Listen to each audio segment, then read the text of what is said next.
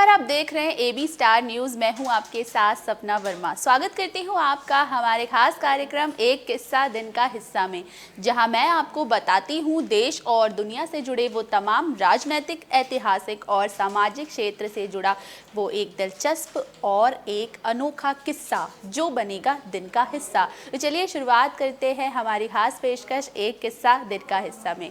आज का हमारा जो कार्यक्रम है उसमें हम सामान्य ज्ञान के से जुड़ा एक किस्सा सुनाते हैं आपको। जी हाँ, सामान्य ज्ञान से।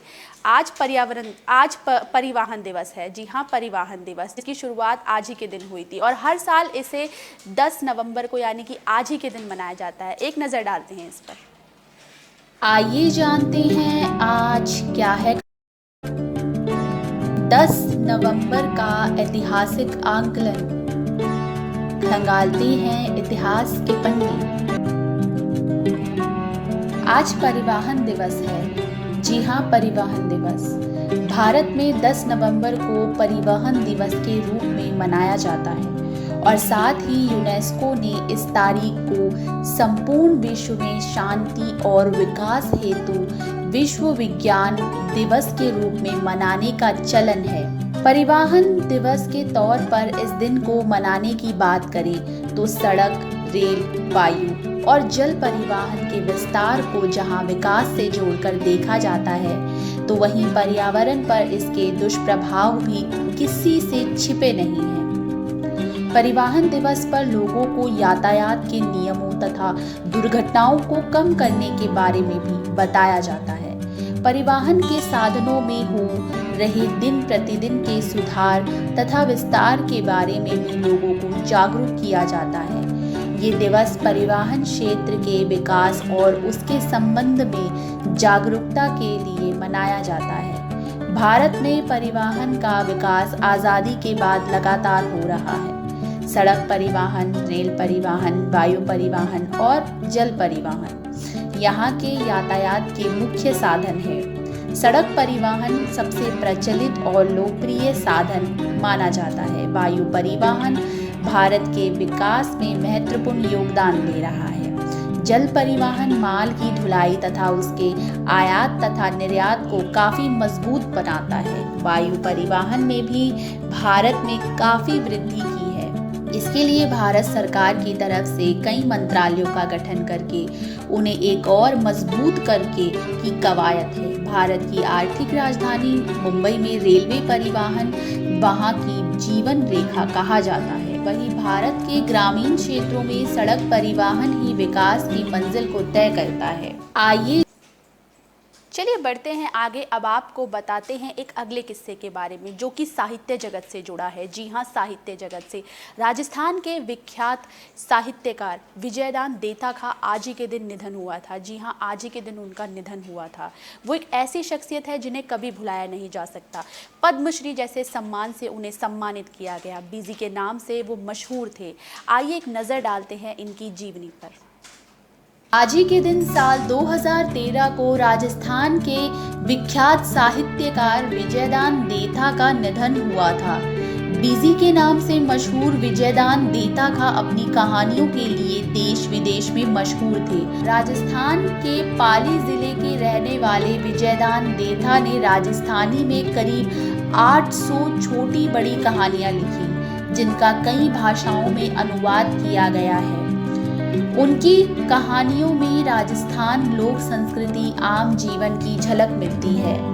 विजयदान देथा को साहित्य अकादमी और पद्मश्री से भी सम्मानित किया गया था।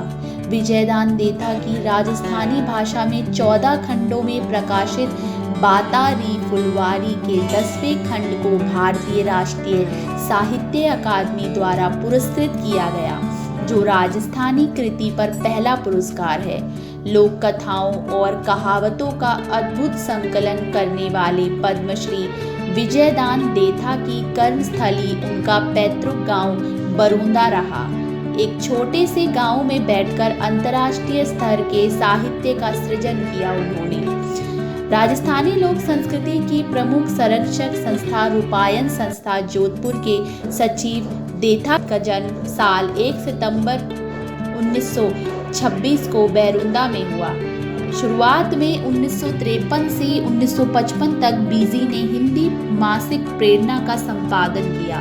विजयदान देथा की लिखी कहानियों पर 2 दर्जन से ज़्यादा फिल्में बन चुकी हैं, जिनमें मणि कौल द्वारा निर्देशित दुविधा पर अनेक राष्ट्रीय और अंतर्राष्ट्रीय पुरस्कार उन्हें मिल चुके हैं। इसके अलावा वर्ष 1986 में उनकी कथा पर चर्चित फिल्म निर्माता निर्देशक प्रकाश झा द्वारा फिल्म निर्देशित परिणीति काफ़ी प्रभावित हुई है। राजस्थान साहित्य अकादमी साल 1972 से 73 में उन्हें विशिष्ट साहित्यकार के रूप में सम्मानित कर चुकी है।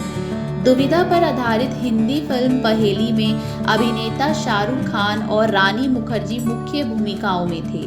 ये उनकी किसी रचना पर बनी अंतिम फिल्म है। रंगकर्मी हबीब तनवीर ने विजयदान देथा की लोकप्रिय कहानी चरणदास चोर को नाटक का रूप प्रदान किया और श्याम बेनेगल ने इस पर एक फिल्म भी बनाई। आज ही के चलिए बढ़ते हैं हमारे आखिरी किस्से की तरफ, जो कि जुड़ा है विंडोज़ 1.0 से। जी हाँ, विंडोज़ 1.0 से, जिसका आज ही के दिन साल 1983 को जिसका शुरुआत किया गया था। इसकी शुरुआत की थी बिल गेट्स ने। जी हाँ, बिल गेट्स ने। आइए एक नज़र डालते हैं इस पर कि विंडोज़ 1.0 आखिर है क्या।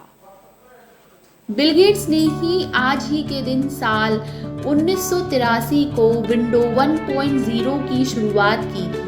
आज का दिन एक ऐतिहासिक दिन है। बिल गेट्स ने न्यूयॉर्क सिटी में एक शानदार पार्टी का आयोजन किया था। इस पार्टी के आकर्षण का केंद्र एक ऑपरेटिंग सिस्टम था, जो बेहद ही सिंपल और सहज ग्राफिक यूजर इंटरफेस था। वो विंडो 1.0 था। उस समय के ऑपरेटिंग सिस्टम को देखें तो आपकी पीढ़ी को भरोसा नहीं होगा। उसमें बहुत कम फीचर थे। उनमें ड्रॉप डाउन मेनू हुआ करता था। उसमें टिल्ड विंडोज थे। उसमें माउस के जरिए कई काम किए जा सकते थे। पहली बार इसने साबित किया कि ऑपरेटिंग सिस्टम इतना सहज हो सकता है कि बिना तकनीकी जानकारी वाला व्यक्ति भी इसे ऑपरेट कर सकता है। जिस विंडो पर पूरी दुनिया चल रही है उसका नाम कैसे पड़ा, ये आप आश्चर्यचकित होंगे जानकर। दरअसल मीडिया रिपोर्ट्स के मुताबिक ये नाम बिल गेट्स ने नहीं दिया। वह इसका नाम न्यू ग्राफिक ऑपरेटिंग सिस्टम यानी कि इंटरफेस मैनेजर रखना चाहते थे। उस वक्त माइक्रोसॉफ्ट में मार्केटिंग के दिग्गज लुकीली रॉलेल्ड हैंसन ने बिल गेट्स को समझाया कि इस ऑपरेटिंग सिस्टम का नाम विंडोज रखा जाए। तभी से इसका नाम विंडोज रखा गया। Bill Gates. वक्त हो चला है आपसे विदा लेने का। हम फिर मिलेंगे किसी नए किस्से के साथ। तब तक के लिए देखते रहिए एक किस्सा दिन का हिस्सा। शुक्रिया।